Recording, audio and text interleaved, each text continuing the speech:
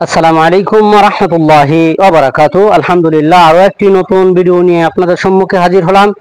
আলহামদুলিল্লাহ, যে যেখান থেকে ভিডিওটি দেখছেন সকলকে জানাই আন্তরিক ধন্যবাদ এবং মোবারকবাদ।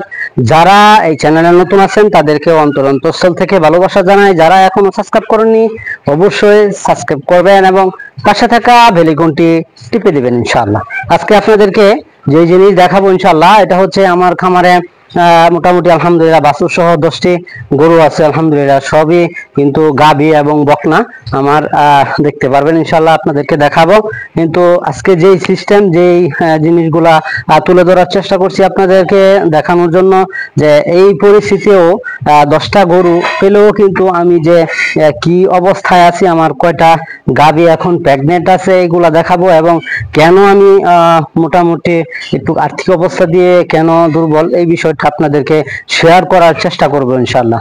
আপনাদেরকে প্রথম থেকে শেষ পর্যন্ত দেখার আজকের এই ভিডিওটি দেখার অনুরোধ রইল, কারণ এখানে খুব গুরুত্বপূর্ণ কথা হবে এবং আপনাদেরকে গুরুত্বপূর্ণ জিনিস দেখাতে চলেছি ইনশাআল্লাহ। আসেন আপনাদেরকে প্রথম থেকে যদি আমি আপনাদেরকে দেখাই ইনশাআল্লাহ। এর আগে তো আপনাদেরকে দেখাইছিলাম আলহামদুলিল্লাহ, এই হচ্ছে আমার সুকালার মা। এটা কিছু জায়গায় যেটা বিয়েছে 2 মাস বয়স হয়েছে, এটা আপনাদেরকে দেখাইছি। আজকে আপনাদেরকে দেখাবো আমার গাভী কোনটা কোনটা প্রেগনেন্ট। এই যে প্রথম যে গাভীটা আপনারা দেখতে পাচ্ছেন শাহিওয়াল যে গাভীটা, আলহামদুলিল্লাহ এটা 4 মাস কিংবা 4.5 মাস এরকম প্রেগনেন্ট। এটা আলহামদুলিল্লাহ দোয়া চাই সকলের কাছে যেন আল্লাহ তাআলা বারাকা দান করে। আমার খামারের মধ্যে খুব শান্তশিষ্ট ভালোবাসার গরু, এটা আমার ভালোবাসার গরু আলহামদুলিল্লাহ, খুবই মহাব্বত করি। আসলে গরু যারাই কিন্তু গরু পালন করবেন তাদের ভিতরে যদি অন্তরে মহাব্বত আর ভালোবাসা পশুদের প্রতি যদি না থাকে, বোবা জিনিসের প্রতি যদি ভালোবাসা টান মহাব্বত এগুলো যদি না থাকে, তাহলে কিন্তু গরু পালা সহজ হবে না। কারণ তাদেরকে ভালোবাসা দিয়ে কিন্তু আল্লাহ তাআলার কাছ থেকে আমাদের কিন্তু যেটা বরকত এটা আমাদেরকে নিয়ে আসতে হবে ইনশাআল্লাহ। আসেন এরপরে যে গাভীটা দেখাবো, যে প্রেগনেন্ট, তাহলে যখনই গাভীগুলো দেখবেন তখনই কিন্তু মাশাআল্লাহ বলবেন, আমার খামারের জন্য দোয়া করবেন ইনশাআল্লাহ। এই যে আরেকটা গাভী আপনারা দেখতে পাচ্ছেন, এটা আমার খামারের সবচেয়ে বড় যে গাভী আলহামদুলিল্লাহ। আমার এই গাভীটার জন্য দোয়া চাই, আল্লাহ যেন এটার মধ্যে যেন একটি বকনা বাচ্চা দেয়, আল্লাহ তাআলা যেন বকনা বাচ্চা দান করে। এটা অবশ্যই এটা আপনাদেরকে দেখাচ্ছি, যেটা এটা 7 মাসের কাছাকাছি হয়ে গেছে। এই গাভীটা কিন্তু 7 মাসের প্রেগনেন্ট, মানে কাছাকাছি হয়েছে এরকম একটা পজিশন। আলহামদুলিল্লাহ দোয়া করবেন এই গাভীর জন্য, আল্লাহ তাআলা যেন এটার মধ্যে যেন বরকতপূর্ণ করে দেয় এবং ভালো একটি বাচ্চা হয়। আল্লাহ তাআলা যেন সহি সালামতে সুস্থ অবস্থায় যেন ভিতর থেকে আল্লাহ তাআলা দান করে।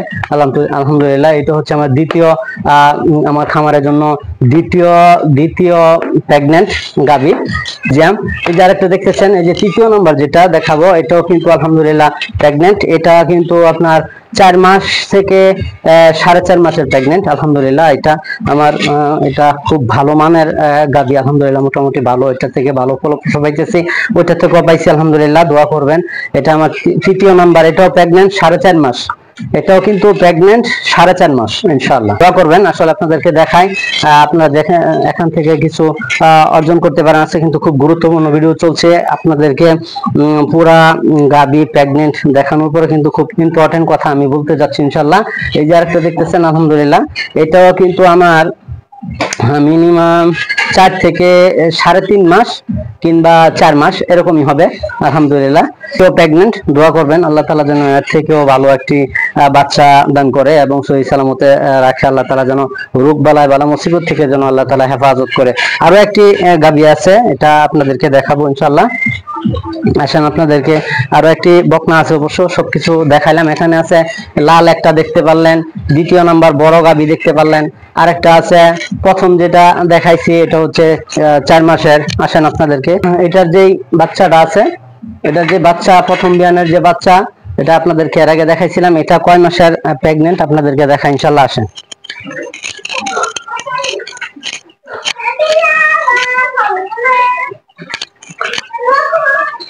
এটা 2 থেকে 2.5 মাসের প্রেগনেন্ট আলহামদুলিল্লাহ। এটা আমার বকনা প্রথম প্রেগনেন্ট হয়েছে। এর আগে একটা অ্যাক্সিডেন্টের কারণে কিন্তু তার যে 3 মাসের যে বাচ্চা হয়েছিল, তার পেটে প্রেগনেন্ট ছিল, এটা সে নষ্ট করে ফেলে। এবার আবারও কনসেপ্ট করছে এবং এটা বাচ্চা আছে ভিতরে। আলহামদুলিল্লাহ, দোয়া করবেন আল্লাহ তাআলা যেন এবার এটা থেকে ভালো একটি ফলপ্রসূ বাচ্চা, সুন্দর একটি বাচ্চা যেন আল্লাহ তাআলা এটা থেকে দান করে। আসলে আপনাদেরকে যে জিনিস আজকে বোঝানো ইচ্ছা পোষণ করছি, আসলে আমার 10টা গরু সব মিলে বাছুর সহ 10টা গাভী আমি কিন্তু অলরেডি 4টা দুয়াইতাছি। একটা মাত্র কিছুদিন আগে বিয়াইছে, বাচ্চা দিচ্ছে আলহামদুলিল্লাহ, সেটা হচ্ছে এই বাচ্চা।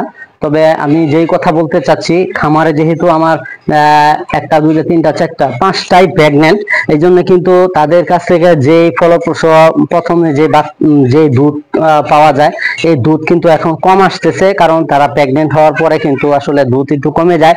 এই জন্য কিন্তু আমার খামার চালাতে খুব কষ্ট হচ্ছে। আসলে হিমশিম খেতে হয়। খামারে এরকম থাকবেই, যখন এগুলা বিয়ায়া যখন বাচ্চা দিবে, বাচ্চা যখন হবে, তখন কিন্তু আল্লাহ রহমতে ইনশাআল্লাহ বাচ্চাও বেড়ে যাবে, দুধও আসবে আলহামদুলিল্লাহ। খামারে একটা জিনিসই লাভবান হওয়া যায়, সেটা হচ্ছে বছর বেন্না যদি কোনো গাভী থাকে, সেই গাভী থেকে যদি বছরে একটা করে বাচ্চা হয়, সে বাচ্চাই কিন্তু লাভবান হওয়া যায়। আসলে আমি এখন এরকম পরিস্থিতি আপনার জন্য শেয়ার করতে যাচ্ছি, যে এরকম পরিস্থিতি আছি বর্তমানে, যেটা আপনার মোটামুটি গরুর খাওয়ায় টাওয়ায় মোটামুটি পকেট খরচটা চলে, ওইভাবে লাভবান হওয়া যাচ্ছে না। কারণ বাজার পরিস্থিতি ভালো না, খাবারের দাম বেশি, এবং দুধের যে কাঙ্ক্ষিত যে টাকা পাওয়ার কথা, ওইটা পাওয়া যাচ্ছে না। এবং আরেকটা জিনিস না বললে নয়, আমি এখনো পর্যন্ত টিকে আছি। আমি বারবার বলছি, আমার নিজের জমিতে ঘাস আছে বিদায় কিন্তু এখনো পর্যন্ত আমি টিকে আছি। খেয়ার কুড়া এগুলো আমার কিনতে হচ্ছে না, নিজের জমিতে ঘাস লিসের টাকা দিতে হচ্ছে না। এই জন্য কিন্তু আলহামদুলিল্লাহ আমি এখনো পর্যন্ত টিকে আছি। যারা খামার করবেন, খুব ভেবে চিন্তে খামার করবেন, পরিকল্পিত ভাবে কিন্তু খামার করার চেষ্টা করবেন। আমার এই খামারের জন্য দোয়া করবেন। আমার খামারে যেই গরুগুলি আছে, যে গাভীগুলি আছে, সহি সালামতের জন্য আল্লাহ তাআলা এর থেকে যেন বাচ্চা দেয় আলহামদুলিল্লাহ, দোয়া করবেন। এবং যেন আল্লাহ তাআলা এই খামারের প্রতি যেন আল্লাহ তাআলা বারাকা দান করে, আল্লাহ তাআলা যেন কবুল করে। আপনারা যেই কাজগুলি করেন, যারাই খামার করেন, সকলের খামারের মধ্যে যেন আল্লাহ তাআলা বরকত দান করে, এবং যেই কাজগুলি করেন প্রত্যেকটি কাজের মধ্যে যেন আল্লাহ তাআলা বরকত দান করে। আপনারা অবশ্যই আমাকে মহাব্বত করেন বিদায় কিন্তু এই ভিডিওগুলি দেখে থাকেন, অবশ্যই মহাব্বত করবেন, ভালোবাসা দিবেন। আমি এখানে আপনাদেরকে মূল্যবান কিছু সময় দিয়ে থাকি, আপনারাও কিন্তু মূল্যবান সময় ব্যয় করে কিন্তু আমার ভিডিওগুলি দেখে থাকেন। আন্তরিক ধন্যবাদ। এখান থেকে কিছু শিখতে পারবেন আশা করি। যদি কোনো ভুল ভ্রান্তি হয়ে যায় অবশ্যই আমাকে কমেন্টে জানাবেন এবং ক্ষমার দৃষ্টিতে দেখবেন। আল্লাহ তাআলা আমাদের সকলকে বোঝার তৌফিক দান করুন। আল্লাহ তাআলা আমাদের সকলকে একসাথে জান্নাতে যাওয়ার যে কাজগুলি দুনিয়াতে করার দরকার, সেই কাজগুলি যেন আমরা করতে পারি, এই আশাবাদ ব্যক্ত করছি। অন্য নতুন কোনো ভিডিওতে আবারও হাজির হব। আমা তাওফীকি ইল্লা বিল্লাহ, সে প্রত্যাশায় এখানে শেষ করছি। আসসালামু আলাইকুম ওয়া রাহমাতুল্লাহি তাআলা ওয়া বারাকাতুহু।